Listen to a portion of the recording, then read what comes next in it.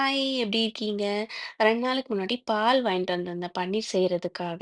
நாங்க ரெகுலராலாம் பால் வாங்க மாட்டோம். ஏன்னா நானும் என்னோட ஹஸ்பண்டும் பால் குடிக்க மாட்டோம். பாப்பாவுக்குமே ரொம்ப ரேரா தான் எப்பயாச்சும் வீட்ல இருந்தா மட்டும் குடுப்பேன்.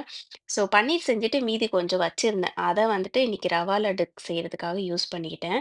நான் ப்ரவுன் சுகர் யூஸ் பண்ணதுனால அந்த கலர்ல இருக்கு. அவருக்கு வந்து ரொம்ப பிடிச்சிருந்தது. தான் ஃபர்ஸ்ட் டைம் நான் செஞ்சேன். அப்புறம் லஞ்ச் பார்த்தீங்கன்னா, பச்சை பயிறு கடையல், வெண்டைக்காய் பொரியல் அண்ட் உருளைக்கிழங்கு வறுவல் செஞ்சிருந்தேன். அப்புறம் இன்னைக்கு பானிபூரி கிரேவிங்ஸாவே இருந்துச்சு. அதனால மதியானம் லஞ்ச் செய்யும்போதே மாவு மட்டும் பெசஞ்சு வச்சுட்டேன். பானி ஆல்ரெடி முன்னாடி டைம் செஞ்சது வந்துட்டு கொஞ்சம் ஃப்ரீஸ் பண்ணி வச்சிருந்தேன். அப்புறம் மசாலா மட்டும் செஞ்சு யூஸ் பண்ணிக்கிட்டேன். நான் எப்போ பூரி, சப்பாத்தி செஞ்சாலும் இவரும் வந்துடுவாரு. அதனாலயே ஒரு ரோலிங் பின் எக்ஸ்ட்ரா வாங்கி வச்சிருக்கேன்.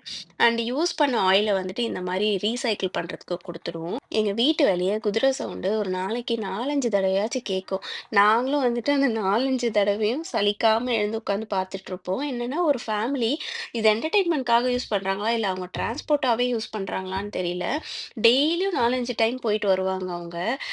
இன்னைக்கு பார்த்தீங்கன்னா, ஒரு பையன் குட்டி பையன் தான் அவன் தனியா ஓட்டிட்டு போயிருந்தான். நான் லாண்ட்ரி போடும்போது எங்களோடது தனியா, பாப்பாவோடது தனியா தான் போடுவேன்.